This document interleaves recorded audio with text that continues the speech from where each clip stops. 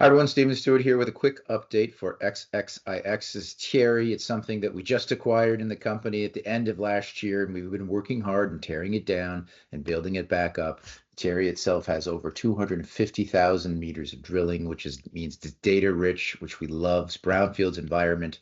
It's in the Pickle Lake camp, which is a very well endowed historical camp with excellent access to infrastructure, railroad, power, airport. As you can see, you can drive right to this thing. It used to send its concentrate to the Horne Smelter, just like the Opemiska has wonderful infrastructure, just like the Opemiska. Now XXIX, which everybody is ignoring because people are ignoring juniors, but that is going to change with copper price catching a bid, and I think we're turning the corner here. I hope.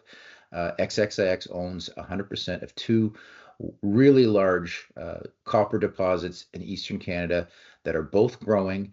We're both going to drill. We're both moving through the development phase, and they have excellent access to infrastructure. But first, let me tell you what Thierry is. Again, just going back here, Thierry's got multiple zones. We first started to sink our teeth into the K1, which is the open pit you can see on the east. There's also the K2, which is very high grade at 1.6%. Copper alone, I'm talking. There's definitely nickel and PGEs in all of these deposits. We're not even talking about that yet. There's upside potential. But what I'm going to talk to you about here is the K1. We've torn all of that data down, built it back up, leveraged the team that we used from Opemiska, who did this with 1 million meters of Falconbridge data. We're rinsing and repeating the same process.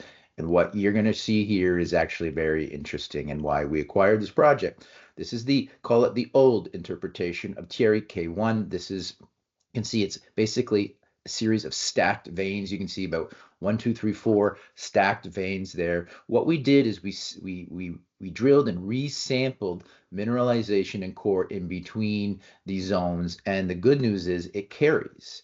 So instead of having 1, 2, 3 stacked veins, we now reinterpret it as to one single cohesive zone.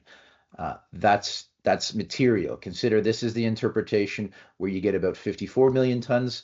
I'm not alluding to what the tons may or may not be, but certainly you can see there's more heft here.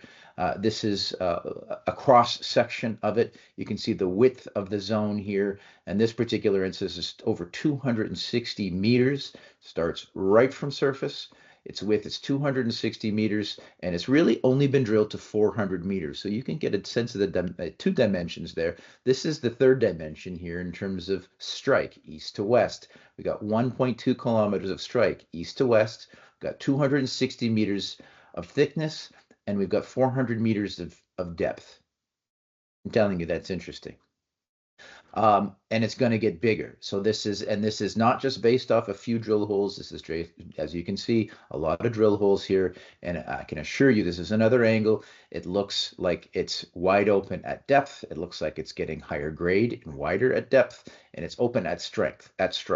So there is lots of upside in terms of upgrading the existing resource based on our interpretation. And certainly we got to throw some meters at this to grow it in areas that we know are open. We've looked at this every which way. We have a great team looking at. We're really good with brownfield stuff. And this is where we're going to be focusing on growth when we get our drills out there spinning to grow and drill.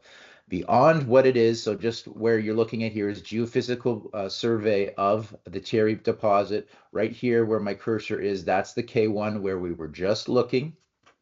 Right here is the K2, which is the underground deposit. So again, there's there's more than 2, but 2 primary focuses. The K2 is that we got 1.65% copper. Again, if I did copper equivalent, it's much higher, but we're just talking about the copper. Very high grade copper deposit there. This is what it looks like. We have not yet done that reinterpretation yet, or at least we haven't completed it. We're working on it as we speak. We'll have an update on it shortly. That update I show you solely on this K1, but the reinterp of K2 is coming, and then really what I think is the super interesting upside part is what's going on between these 2 deposits. You can see there is definitely something going on. There's no question these are connected. The question is, can we find it, and is it economic? Can we find more of this 6% copper.